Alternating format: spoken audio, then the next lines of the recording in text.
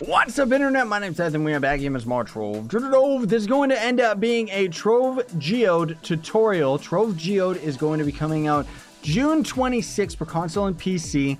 As of right now, I'm actually pre-recording this video while the test server was still available for PC. It is not available to us anymore. So before we get into it, what today's tutorial is going to end up being is a caving guide. So essentially I'm going to end up talking to you about the modules that you're going to want to go for, as well as just navigating through the caves in general and some quick little tips that you can end up doing just to increase your movement and overall your effectiveness of actually being able to go through the cave system. So very briefly, I'm just going to mention that getting modules in the first place, you're going to have to unlock all of these very slowly through the main quest line. So you're just naturally going to do that because you have to go through the main quest line in order to upgrade your gas to a certain tier to be able to end up going to the deeper caves anyways. So essentially the game forces you to end up getting all the modules in the first place, right? So let me actually get rid of my face cam right here just so I can show you this. The Omni tool is always going to end up being required. This is just going to end up making you laser stuff faster. You also have to upgrade it to mine tier 5 resources and stuff like that. And then finally the last level that you can see I'm about to get is impact radius, which is meaning that we're going to be able to mine 3x3 blocks in front of us. The climbing claw is going to be something else that you're going to want to slowly level up just because it is going to end up giving you a lot more range of movement. Unfortunately, it does have a lot of levels that are absolutely useless. Like stunning critters is just, I honestly don't even know why the developers added that to the game. Like, it seems useless, but having more range essentially means that you're going to be able to grapple things from further away, which means that you can increase your movement, as well as just the amount of energy that you end up draining is going to end up being lessened the further tiers you end up getting. But you can see that the last tier of it is just absolutely useless because, again, there's no point in stunning critters. Gas, you're going to just mandatory have to level up.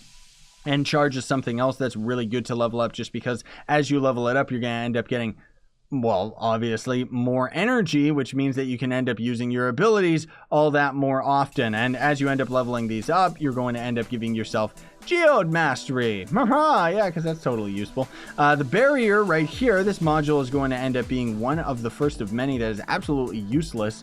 While it does end up increasing your movement speed 30% faster while active, I'll show you what this actually looks like when we end up going into a cave. It does not make that much of a difference whatsoever. Only when you end up getting to the later tiers where 60% more movement speed, which is going to end up being nice, but essentially is going to end up being useless just because of the other movement tricks that we're going to be doing with the rockets boots combined with the climbing claw. So the rocket boots, I would say, is actually one of the most essential things to level up, because as it ends up taking less and less energy, like, you're pretty much reliant on these bad boys to do anything.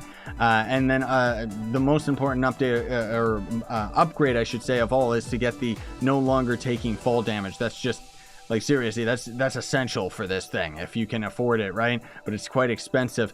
And then the Pathfinder is going to be another thing where it's going to place a block on the ground that other players can touch. And it's going to end up giving you jump height boost, movement speed boost. I'll show you what the 40% movement actually does. This one's actually not bad. I would actually upgrade this if I could afford it because the extra movement speed is going to end up making a difference. Not to mention it can make a difference for other people if you end up mining with friends, right? The Thumper is cool, but it doesn't really feel to me like it serves a purpose. Like, you can increase its radius and it's going to reveal hidden items and stuff like that, and end up making you mine certain ores faster. Like, anyone in range gains 30% mining speed. That one's really good. But as far as just finding random items out in the world, I haven't really found a use for it. Maybe you could use it to see ore through walls, you know, that are through like 1 or 2 blocks thick of a wall in the first place, so you wouldn't normally find that ore. But then you'd still have to be throwing this guy down over and over. I'd have to do a little bit more testing with it. It does seem like it might end up being a little bit useful for the later tiered grinding resources, but honestly speaking, I don't really use it that often. So let's just hop into a cave right here and we'll get right to it. That was just kind of required where I was going to talk about all that stuff. So just to give you a quick example, we're going to see the barrier generator. We ended up getting it so that we increase our movement speed by 40%. Does this look any better than this? Nope, not really. I mean, for crying out loud, we were barely able to move from there to here in the amount of time that it took for that to end up actually disappearing, outside of the fact that I mean, it's going to also, does it actually have a cooldown, or does it just drain your energy? Yeah, it just drains your energy. So technically speaking, you could spam it and it is going to end up protecting you from the environment. But again, then you're just draining your energy, which essentially means that it's just going to end up taking longer to get from point A to point B, because you got to use a lot of your energy for the other tips and tricks that we're going to be talking about here. Now, the Pathfinder, this thing I know for a fact can end up being pretty good later on, just because it was glitched out at first and it was actually giving us too much power and stuff. So you can see we get pretty much the exact same, well, actually that's a little bit faster movement, and we also get to move a little bit further as well. But later on it gives you a lot more jump height and does end up giving you a very big increase in movement speed. As of right now though, not really useful. You don't really want to use that thing. So what I always usually just do is get the Thumper, because again, you know, you can end up using that to kind of mine and stuff like that. And faster mining to me just says that we're going to end up getting through the area faster. But you're going to be using your hookshot to do what you saw right there. But more importantly, there's a little trick that you can end up doing. This works for almost anything in Trove. This is why my Game Breaker cannon works in Trove. And well, it's kind of laggy, but it does still work.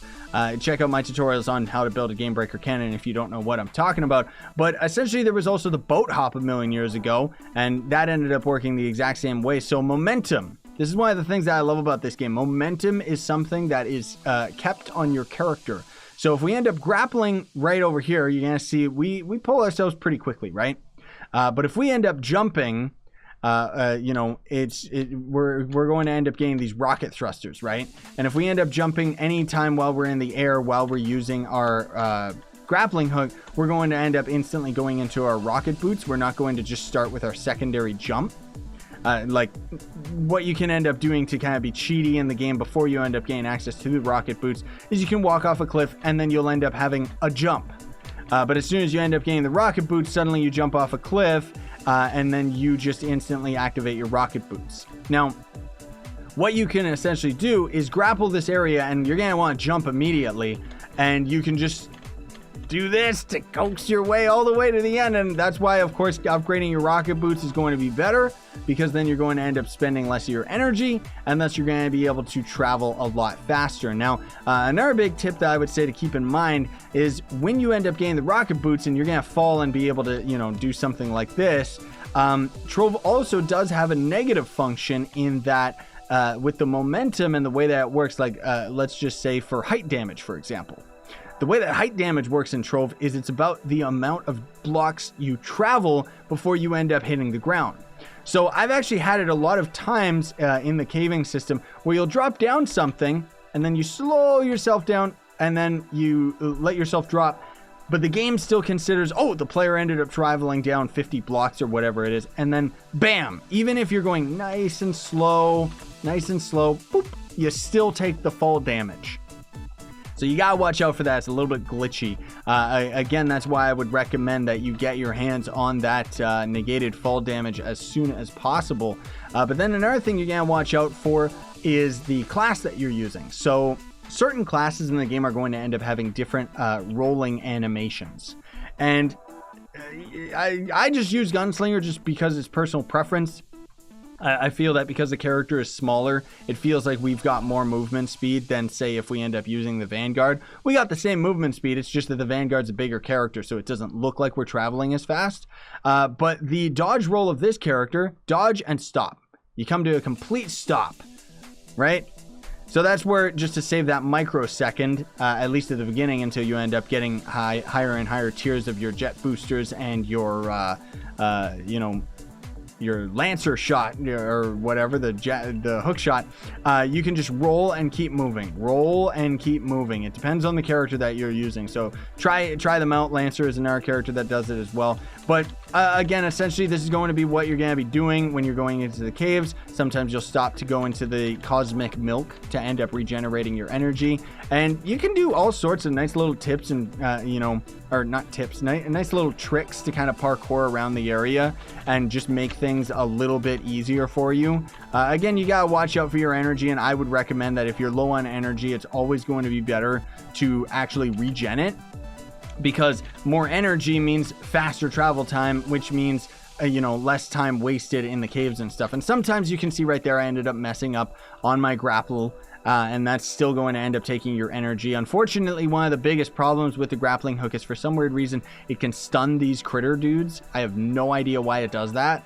I can only figure because there's a little chest one that you got to track down so that you can heal it. And then it gives you like crystals. It's absolutely useless. But unfortunately, when you're stunning these guys, they're going to end up getting in the way a lot. You know, like I could just keep grappling this and I'm trying to get past him, and it just keeps on like hitting the enemy instead. So this is a prime example. Boop, we would have taken fall damage because of the sheer height that we ended up just traveling there. But that's why, again, you get that no fall damage, and it is the sweetest plum, dude, because suddenly you can just travel at breakneck speeds, you know, especially vertically as well.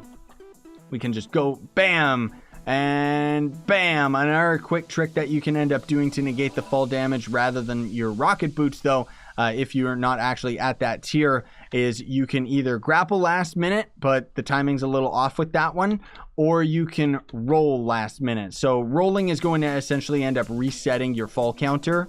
So let's say we jump all the way down and we end up getting right to the bottom, roll, and we're not going to take any fall damage.